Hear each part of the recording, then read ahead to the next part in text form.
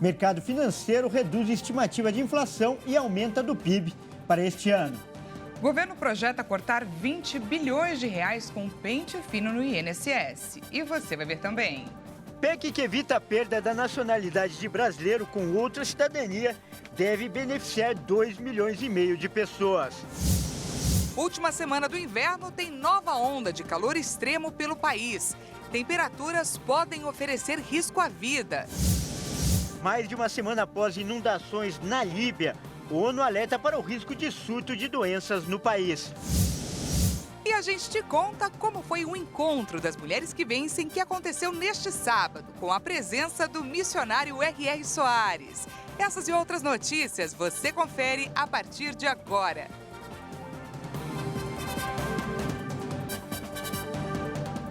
Olá, boa tarde, seja muito bem-vindo. Como sempre, é muito bom estar em sua companhia. E nós estamos ao vivo, são 13 horas e 3 minutos pelo horário de Brasília. Muito boa tarde para você, Dani, que começa mais uma semana reluzente, cheia de energia. Cheia de energia, que nem o nosso sol, né? Aliás, você está preparado para essa semana quente, Kleber? Temos que nos preparar. Temos, né? Uma ótima tarde a você que nos assiste. Vamos juntos conferir o que é notícia no Brasil e no mundo nesta segunda-feira. Olha só, nesta semana o mercado financeiro reduziu a estimativa de inflação e aumentou a projeção do PIB para este ano. O relatório Focus manteve a taxa Selic no mesmo patamar. Os analistas do mercado financeiro, consultados pelo Banco Central, reduziram a estimativa de inflação para 2023. De acordo com o Boletim Focus, o índice de preços ao consumidor amplo, que mede a inflação oficial do país, deve terminar este ano em 4,86%.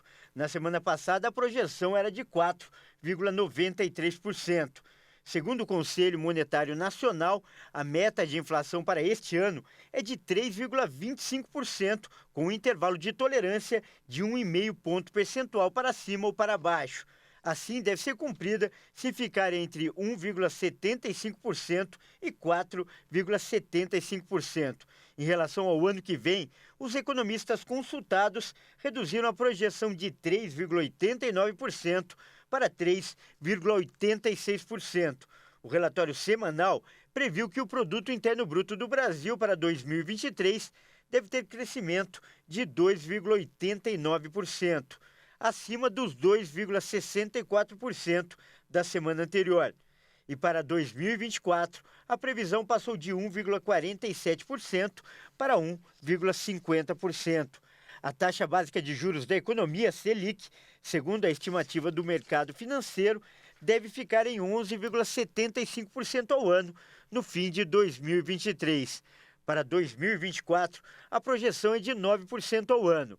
A Selic foi reduzida em 0,5 ponto percentual para 13,25% ao ano no mês passado. Foi a primeira queda da taxa básica de juros em 3 anos. O governo federal espera cortar cerca de 20 bilhões de reais com um pente fino no INSS. A intenção da operação é identificar possíveis fraudes no sistema previdenciário. O governo federal planeja realizar um pente fino na lista de beneficiários do Instituto Nacional do Seguro Social. A revisão extraordinária vai abranger todos os tipos de benefícios em busca de irregularidades. O objetivo da análise é gerar economia anual de até 20 bilhões de reais, com base em investigação do Tribunal de Contas da União. Essa economia planejada deve ser utilizada para reforçar o orçamento de todos os ministérios. Atualmente, o INSS já realiza revisões para identificar irregularidades nos pagamentos dos benefícios, suspendendo ou cortando aqueles que apresentam fraudes. Essa prática é fundamental para economizar recursos da Previdência Social e direcioná-los adequadamente aos beneficiários que atendem aos critérios estabelecidos. Em fevereiro deste ano, o TCU divulgou resultados de avaliação realizada em 2021. O tribunal encontrou problemas em 7.800.000 registros no INSS, com impacto calculado em quase 3 milhões de reais por ano. A análise e revisão do INSS deve começar nos próximos dias. Segundo a ministra do Planejamento, Simone Tebet, se for identificado 1% ou 2% dessas irregularidades, já vai ser suficiente para recompor o orçamento dos ministérios, que inicialmente teriam uma perda em 2024 em relação a 2023. E 2,5 milhões de pessoas vão se beneficiar com o projeto do fim da perda da nacionalidade para quem tem outra cidadania. A proposta foi aprovada pelo Senado e pela Câmara, mas ainda precisa ser promulgada pelo Congresso para começar a valer. A medida vai beneficiar tanto as pessoas que podem pleitear a dupla nacionalidade como aquelas que querem recuperar a condição renunciada anteriormente. A proposta de emenda à Constituição, que acaba com a perda automática da cidadania brasileira de quem obtém outra nacionalidade por vontade própria, vai favorecer mais de 2,5 milhões de pessoas. Segundo a relatora da proposta, a deputada Bia Kicis, para mais de 4 milhões de brasileiros que moram fora do país, a perda da nacionalidade brasileira era uma consequência. Agora, com a aprovação da PEC, o brasileiro pode ter dupla nacionalidade, permanecendo brasileiro. A medida só não vale caso ele mesmo renuncie ou em caso de fraude. Para que a PEC passe a valer, ainda é necessária a promulgação, o que é feito em uma sessão do Congresso pela mesa de ambas as casas. Um grupo de parlamentares já pressiona para que essa etapa seja feita o mais rápido possível. Atualmente, pede a nacionalidade o brasileiro que tiver cancelada a naturalização por sentença judicial em razão de atividade nociva ao interesse nacional, ou quem adquire outra nacionalidade, exceto nos casos de reconhecimento de nacionalidade originária pela lei estrangeira, como condição para permanência em seu território. E veja a seguir, mais de uma semana após as inundações na Líbia, ONU faz alerta para risco de surto de doenças no país. E a gente te conta como foi o encontro das mulheres que vencem, que aconteceu neste sábado com a presença, olha só, do missionário R.R. Soares. Nós voltamos já.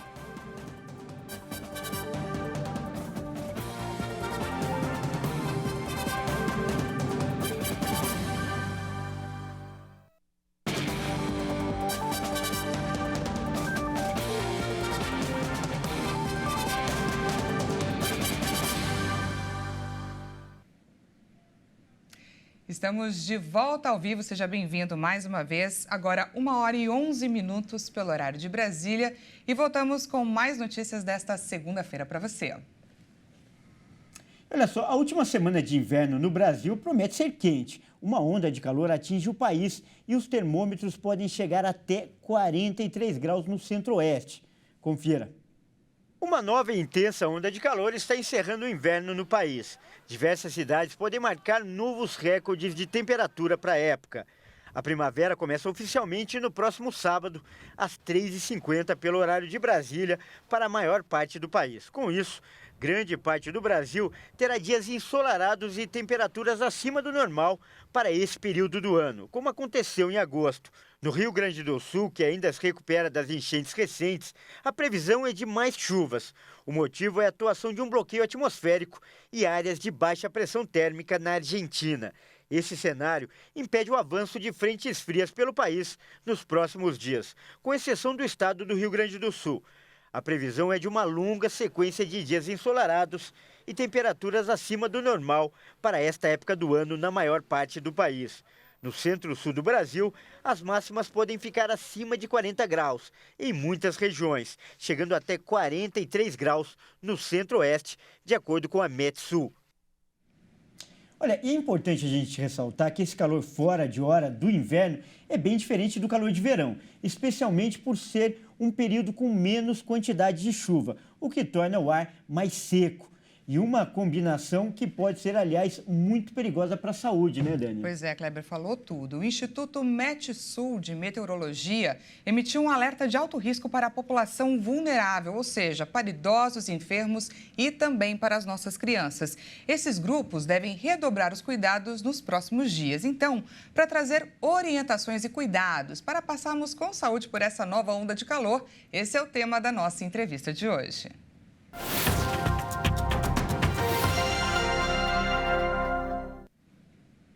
E para falar mais sobre esse assunto, nós vamos conversar agora com o Dr. Gleison Guimarães, que é pneumologista. Boa tarde, doutor. Seja muito bem-vindo. Boa tarde para todos. É um prazer estar por aqui conversando sobre esse tema tão importante. Pois é, doutor. Primeiro, eu queria que o senhor explicasse para a gente o que esse calor fora de hora pode causar no organismo de uma pessoa. A gente no inverno já tem uma suscetibilidade maior por conta do tempo frio e mais seco. Quando a gente associa nesse período a temperaturas mais altas, a gente realmente pode ter mais suscetibilidade de riscos à saúde maiores, por conta da própria desidratação e junto de um ambiente mais seco. Ou seja, as pessoas podem ter muito mais risco de terem problemas respiratórios, inclusive, e problemas de desidratação também. O mais importante nesse momento, indiscutivelmente, é a hidratação. A gente precisa usar mais líquido, a gente precisa beber mais líquido, justamente para que a gente corra menos risco nesse período em que o ar ainda está seco, em que as chuvas não são frequentes, para que a gente se proteja mais. Legal. E, doutor, desde o início do jornal, a Dani vem alertando, vem falando sobre esse calor que deve perdurar nos próximos dias. Então, o senhor falou da hidratação, mas e os grupos mais vulneráveis, especialmente idosos, crianças e os enfermos? Além da hidratação, o que o senhor recomenda? O recomendado é que, primeiro, a gente se alimente com alimentos mais leves e alimentos que realmente também ajudem a nossa hidratação. Outra recomendação é que a gente evite, por exemplo, atividade física, exposição ao calor nos períodos de maior intensidade desse calor. Então, a gente tem que manter a atividade física sim, mas principalmente nas manhãs, bem cedo, e no final da tarde. Evitar se expor ao calor durante a exposição maior do sol, de 10 da manhã até as 4 da tarde, também é muito importante. E muita gente recorre, doutor, ao ar-condicionado para lidar melhor aí com as altas temperaturas, mas já aliado, ele pode se tornar vilão. Eu gostaria que o senhor pontuasse para a gente os cuidados que devem ser tomados, principalmente com relação ao excesso. Ar-condicionado no carro, no trabalho, tem gente que liga inclusive para dormir. Muitas pessoas são intolerantes ao calor.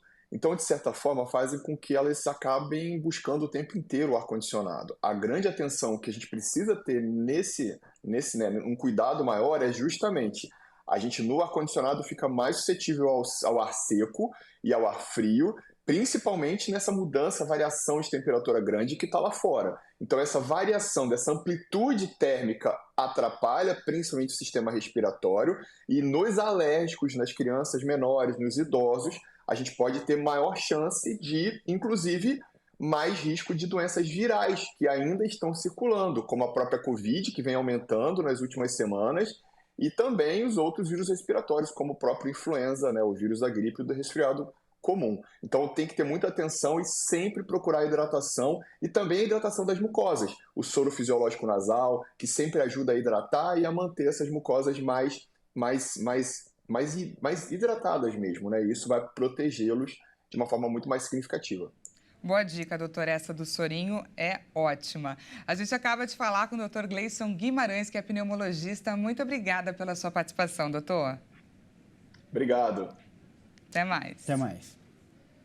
Olha só, a gente muda de assunto agora para trazer os destaques internacionais. Nesta segunda-feira, a Ucrânia anunciou ter avançado na contraofensiva em duas regiões, no sul e no leste do país.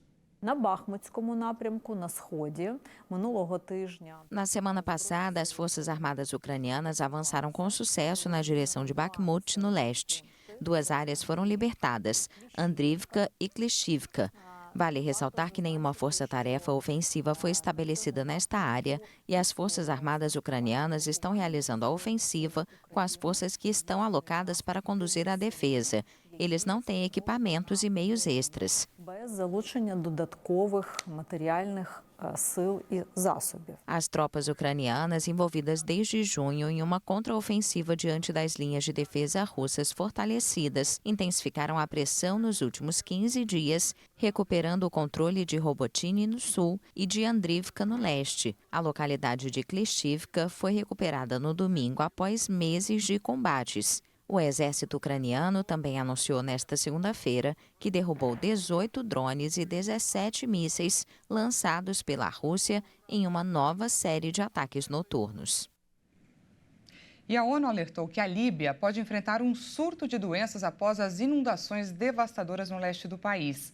Mais de uma semana após a tragédia, que vitimou milhares de pessoas, o Exército continua à procura de corpos. Nesta segunda-feira, agências da ONU disseram que estão lutando para prevenir um surto de doenças após as enchentes. A missão de apoio das Nações Unidas na Líbia explicou em um comunicado que equipes de 9 agências da ONU estiveram no local prestando ajuda às pessoas afetadas pela tempestade Daniel e pelas inundações repentinas que atingiram Derna e outras cidades do leste da Líbia. A tempestade vinda do Mediterrâneo atingiu a região no dia 10 de setembro e causou o rompimento de 2 barragens localizadas no leito do rio que atravessa a cidade, desencadeando um fluxo semelhante a um tsunami. O último relatório do governo que controla o leste da Líbia aponta mais de 3.000 mortos e milhares de desaparecidos. Em meio à tragédia, uma equipe de resgate enviada pela Grécia se uniu à contagem dos mortos. 5 pessoas morreram em um acidente de trânsito pouco depois de chegarem ao país. 3 pessoas de uma família líbia também morreram no acidente. A colisão aconteceu quando a equipe grega, composta por 19 pessoas, se dirigia de Bengazi para a cidade de Derna, uma das mais afetadas pelas tempestades. As autoridades gregas lamentaram as perdas e informaram que os corpos vão ser repatriados.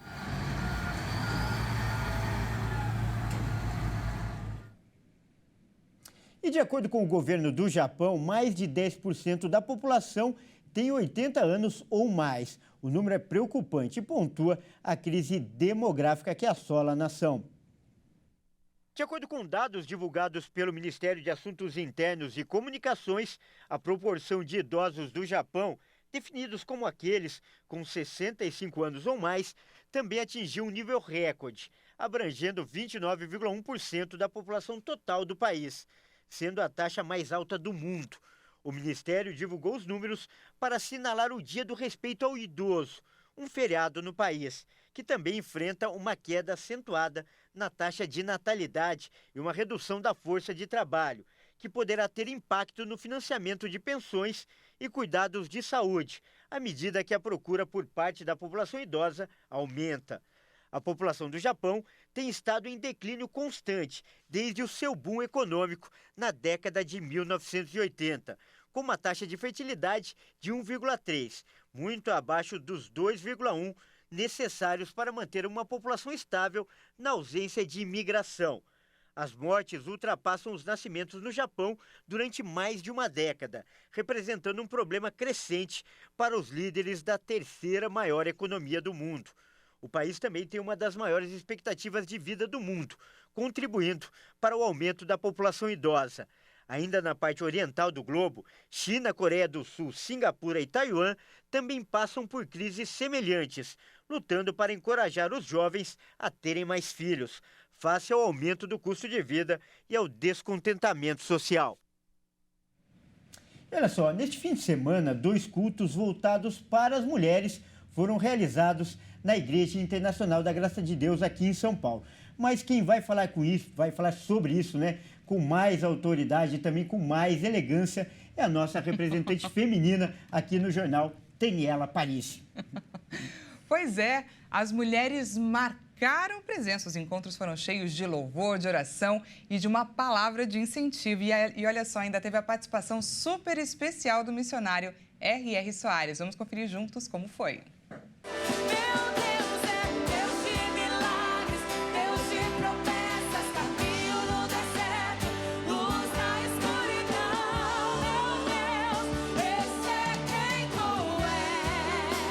A Juliana tinha um objetivo traçado ao sair de casa. Eu creio que Deus irá falar fortemente, não só ao meu coração, mas ao coração de várias mulheres, né? Muitas mulheres às vezes não conseguem prosseguir, né? Eu creio que essa palavra de hoje vai trazer exatamente isso, ensinando a gente a como prosseguir para o alvo. Outras pessoas também sentiram o chamado de Jesus e marcaram presença.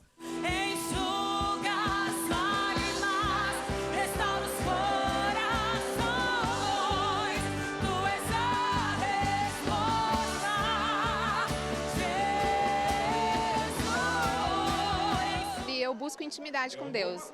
Eu busco o que Ele tem para mim, que eu consiga alcançar. Que a gente tem que edificar, exortar e consolar. Então é isso que eu quero. Eu quero ser edificada por Deus, ensinada por Ele e consolada por Ele. É isso que eu quero. Mulheres de todas as idades da cidade de São Paulo e da região metropolitana vieram à sede da Igreja Internacional da Graça de Deus, que fica no centro da capital paulista, para buscar bênçãos para a vida, família e para o lar.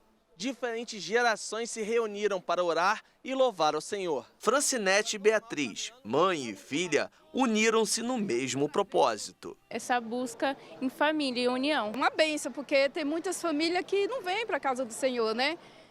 Vem o filho, então a mãe vem buscar o Senhor, mas o esposo às vezes não vem a família toda, né? Mas eu, graças a Deus, a minha família está na casa do Senhor Jesus. As reuniões foram preparadas especialmente para o público feminino, com o tema Prossiga para o Alvo.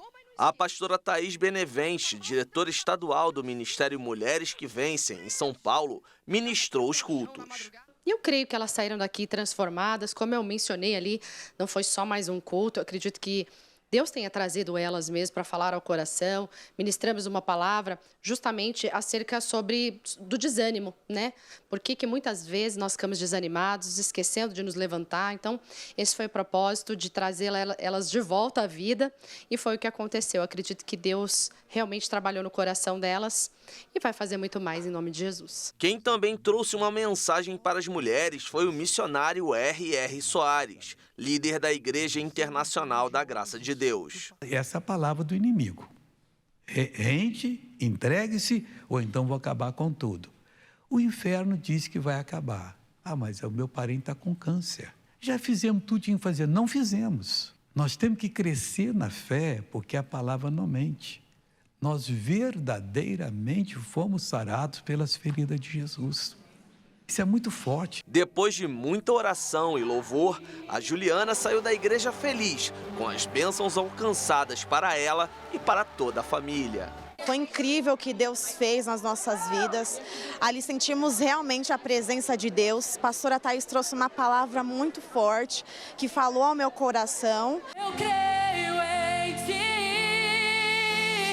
Haja o que houver, venha o que vier, irás prover de novo. Eu creio em ti.